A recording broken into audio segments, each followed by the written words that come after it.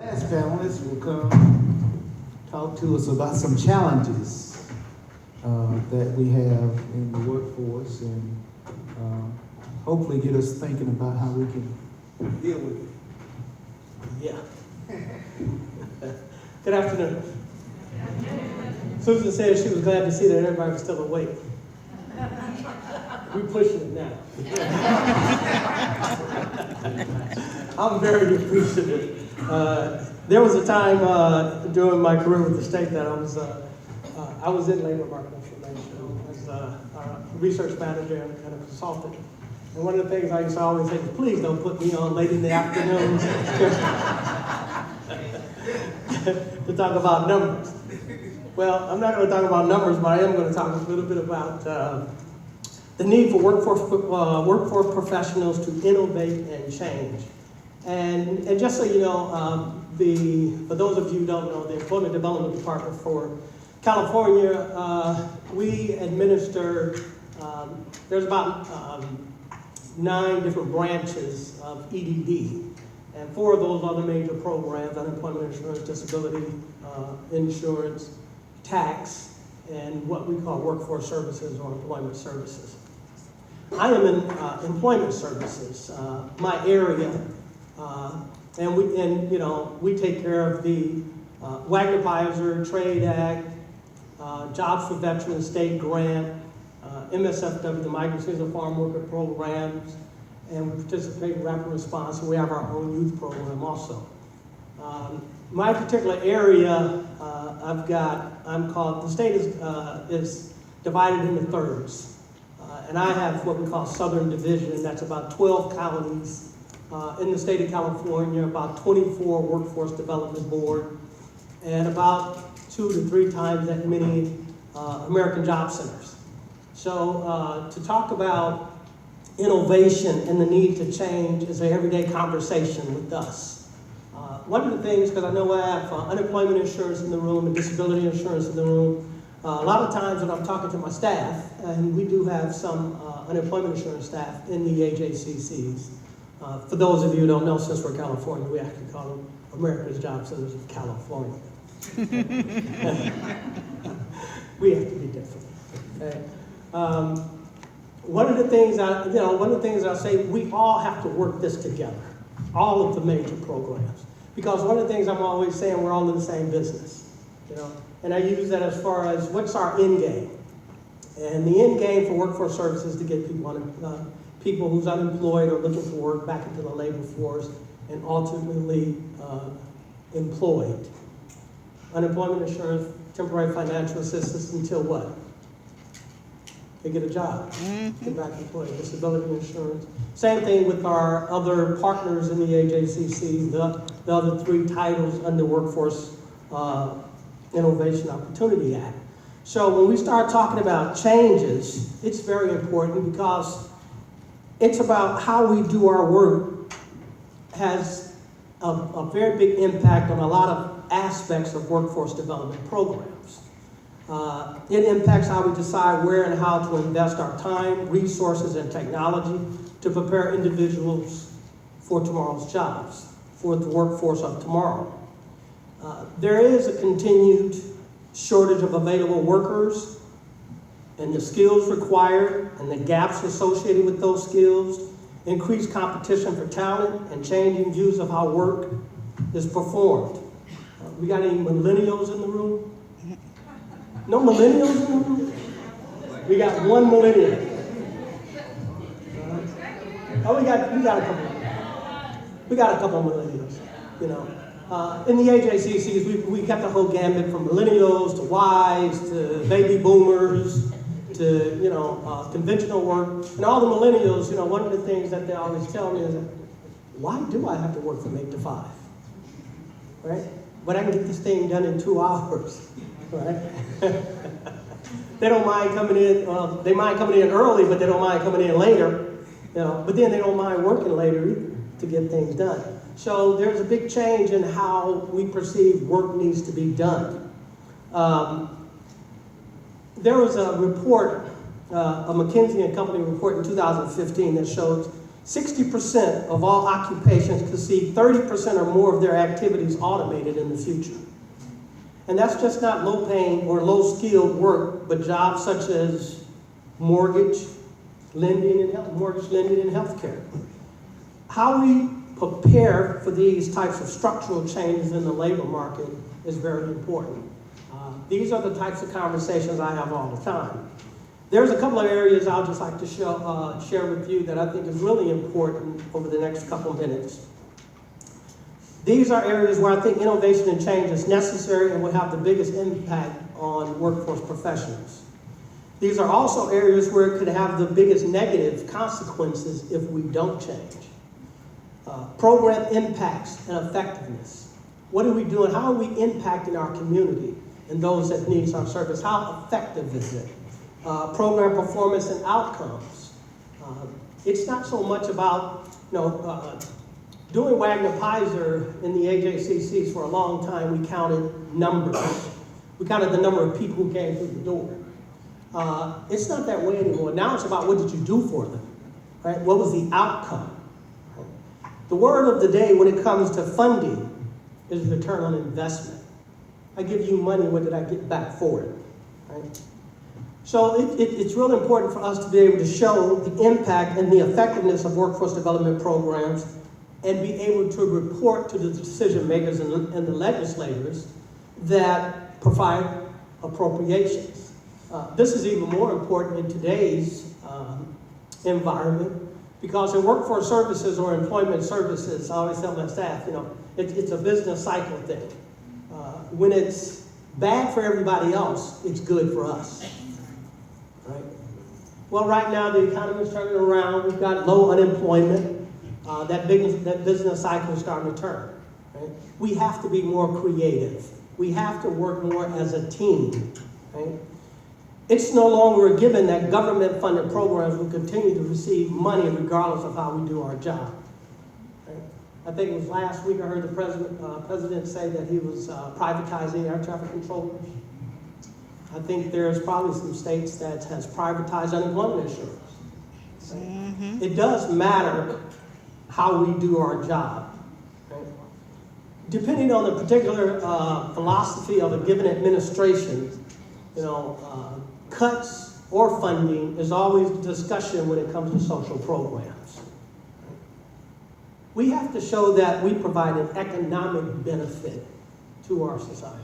We have to into our local communities. When you talk about cuts or funding, that's always a conversation. But it seems that nobody has a problem when you're talking about programs that provide an economic benefit. So that's what we have to be able to show. There's a need to change how we provide guidance to the customers and the need to address changes in required skills for today's jobs and tomorrow's jobs. We need to understand that as we go through the process of developing job seekers to be a better job candidate, it takes more than developing their technical skills. Employers nowadays are looking for more candidates who possess core competencies of career readiness, like critical thinking, problem solving, being able to communicate verbally and in writing, as well as teamwork and collaboration. We need to change the way we work with others in the workforce community. Find innovative ways to be more collaborative. Connect employers with workforce programs and services. Design approaches that help build the education and work experience of underskilled and unemployed workers. Work to make advances in business practices and government policies designed to better serve the workforce system. More importantly, for me, I think we need to be able to innovate and change in order to stay relevant. Mm-hmm. And increase our ability to be the experts.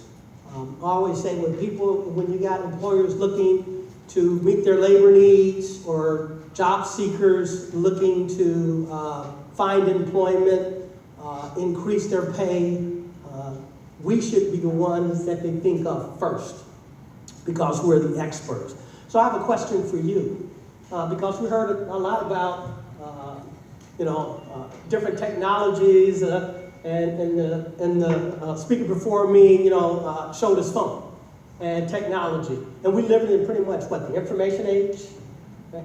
So I ask you the same question I ask my staff, because we always have to think about what makes us relevant. How do we need to change to maintain our value? What's our niche in this changing environment? So I'll ask you, when it comes to, and I'll say workforce services or employment services, if I'm looking to fill out an application for work, or information about building a resume, or labor market information as far as what jobs are in demand, what they're paying, if I'm an employer looking for workers, do you think I can find that information on the internet?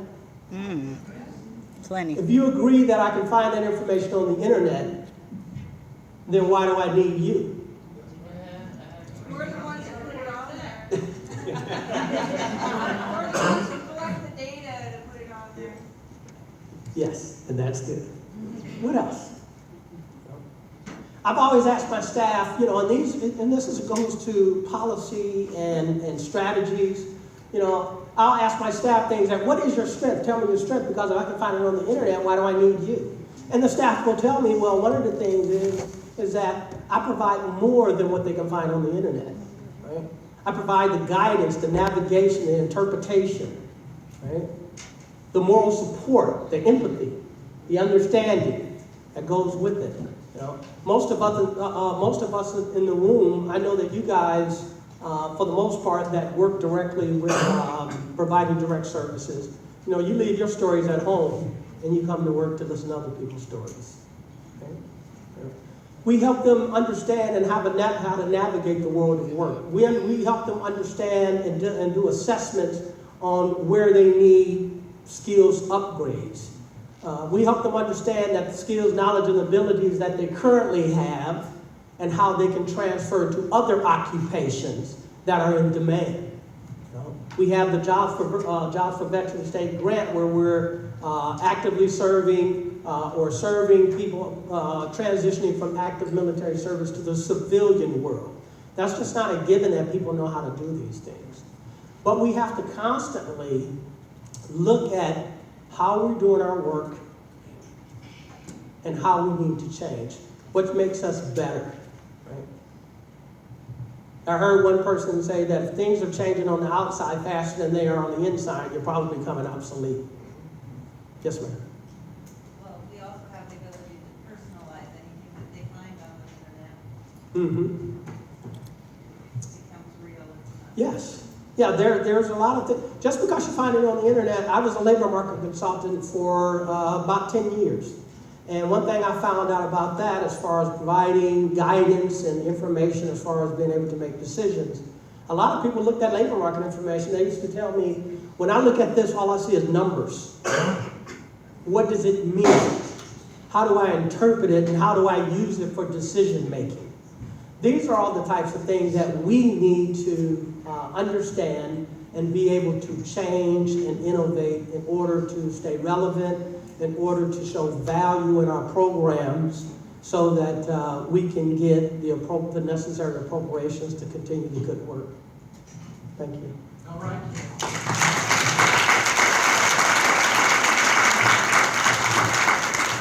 All right, it's your time now. You've heard Patrick talk about challenges with youth and the youth workforce.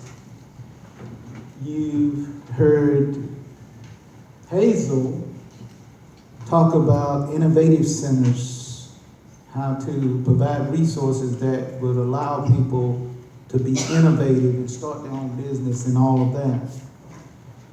You've heard a new cognitive approach to working with job seekers, and I think there's really something to what they've tapped into, being able to flip the job search techniques upside down and deal with the person before we hand them a resume. You've heard Joe talk about the interactive systems, integrated systems that we need to be able to share information across the different services that we provide, so that if one person comes into any workforce area, that information can be shared across all others to see exactly where the person is. And then you just heard how we need to change as workforce professionals and how we need to make sure that what we have is relevant and keep us doing the things that we're doing. One of the other things that I've seen here lately, the president has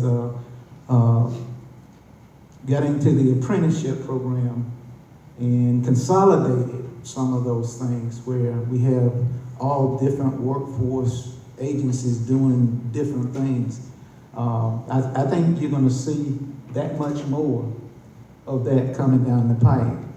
And so if one workforce area is doing something here and everybody else is doing their own thing, they're not going to fund money for all of the agencies. They're going to find out who's doing it best, and that's who's going to get the money to be able to continue to do it. So that's the other thing that's going to be driving who's going to be able to do that. Questions? Yes. I need to get you in mind. Hello, everybody. So my question is to Hazel about the makerspace. Is it free to anyone that is interested in honing their skills or starting a business, or do they have to pay a fee in order to use the facility based on income or structure? Thank you. I use the Mandarin. 它是免费的，但是针对材料费的部分会收取一点点的费用。The project is totally free, but when it comes to the materials they are using, we will charge a little bit for those materials, but it's a little bit money for them. Yeah. Thank you. Yes. Hazel said there was a video we could watch about the maker program. Is that right? Will we have time to see that? And do you want to see? It's only 2 minutes. I'd like to see it. Okay. And then also I'd like to know if you four over here are IAWP members. I know Joe used to be and he quit, and now we're trying to get him sign up again. Yes, sir. Awesome. I plead the fifth. You can all sign up. Yes. So while Hazel was getting her video ready, is the funding for your project completely from the government? 对，是从政府来的。 Yeah, the funding is totally from government.